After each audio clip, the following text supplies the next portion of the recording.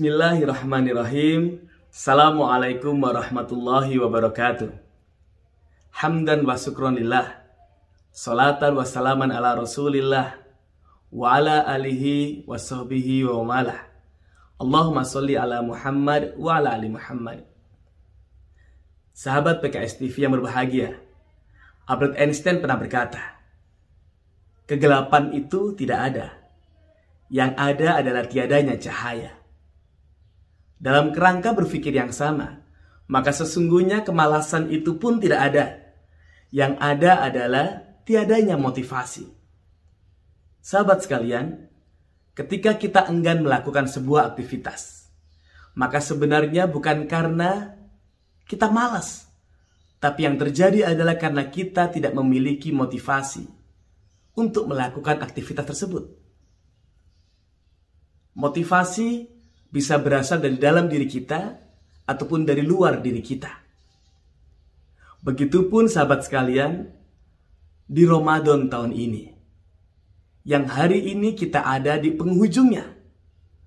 Ketika sampai hari ini, masih ada keengganan dalam diri kita untuk mengoptimalkan Ramadan ini, untuk mengoptimalkan ibadah-ibadah di dalamnya, kebaikan-kebaikan di dalamnya, membaca Quran, sedekah dengan optimal, sholat sunnah sebaiknya dan sebanyak-banyaknya. Kalau itu masih ada keengganan dalam diri kita, maka yang terjadi karena kita kurang memiliki motivasi untuk melakukannya, atau bahkan tidak ada motivasi untuk melakukannya. Sahabat sekalian, bicara tentang motivasi, maka tidak lepas dengan satu pertanyaan yang harus selalu ada dan muncul dalam benak dan diri kita, yaitu pertanyaan mengapa saya harus melakukan hal tersebut. Why?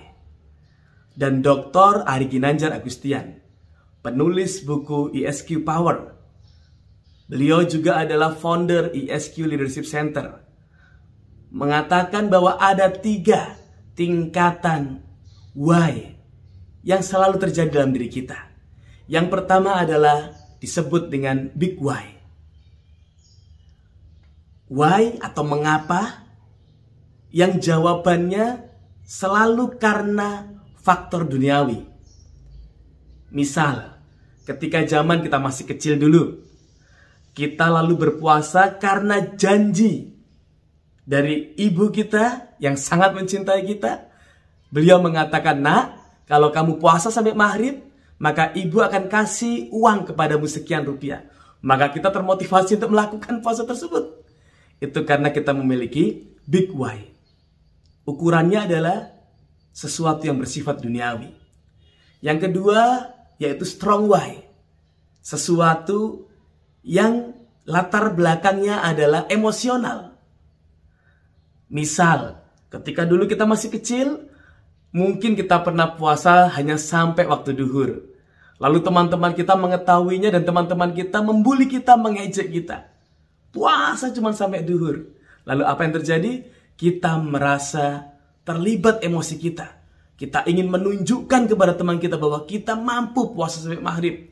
Maka akhirnya kita pun termotivasi untuk puasa sampai maghrib. Itu karena apa? Strong why. Sifatnya emosi. Dan yang ketiga, yang paling atas levelnya adalah grand why. Sesuatu yang dasarnya adalah spiritual.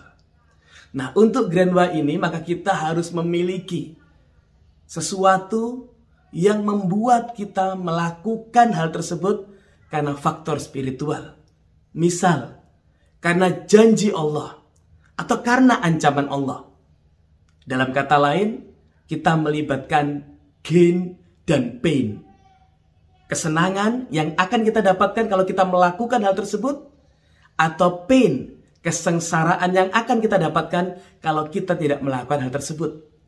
Dalam konteks ibadah di bulan Ramadan ini, maka Allah memiliki gain yang bisa kita kejar. Allah mengatakan dalam sebuah hadis qudsinya, riwayat Bukhari, beliau mengatakan bahwa semua amal Ibnu Adam itu untuk dia. Illa siyam, kata Allah, kecuali puasa. Puasa itu untukku, kata Allah, dan aku yang akan membalasnya. Maka kebayang pemirsa sekalian betapa besar balasan yang akan Allah berikan untuk kita kalau kita mengoptimalkan Ramadan ini. Itulah gain yang harus kita kejar. Kesenangan yang harus kita kejar agar kita mendapatkan kesenangan itu. Yang kedua adalah pain, kesengsaraan yang akan kita terima kalau kita tidak mengoptimalkan Ramadan ini. Suatu saat Rasulullah ketika naik ke atas mimbarnya, beliau mengatakan 3 kali kata amin secara berurutan. Dan sahabat mendengar Rasulullah mengucapkan 3 kali amin itu. Dan ketika sahabat bertanya kepada Rasulullah, "Wahai Rasulullah, kami tadi mendengar engkau mengucapkan 3 kali kata amin. Apa yang terjadi wahai Rasulullah?" Maka Rasulullah berkata, "Aku tadi didatangi oleh malaikat Jibril. Dan malaikat Jibril berkata, yang pertama, celakalah orang yang bertemu Ramadan tapi dia tidak mendapatkan ampunan dari Allah. Dan aku mengatakan amin." Dan itu adalah doa malaikat Jibril yang diaminkan oleh Rasulullah Muhammad. Akan celaka orang yang seperti itu. Dan tentunya pemirsa sekalian, kita tidak ingin celaka, bukan? Maka ayo kita hindari kesengsaraan ini. Kita raih gainnya, kesenangannya, dan kita hindari pinnya, kesengsaraannya, dengan mengoptimalkan Ramadan yang tersisa beberapa hari ini. Allah tidak pernah melihat, sekali lagi Allah tidak pernah melihat siapa kita di masa lalu, tapi Allah akan melihat kita yang berjanji dalam diri kita untuk menjadikan Ramadan ini Ramadan terbaik kita. Allahumma shawab. Assalamualaikum warahmatullahi wabarakatuh.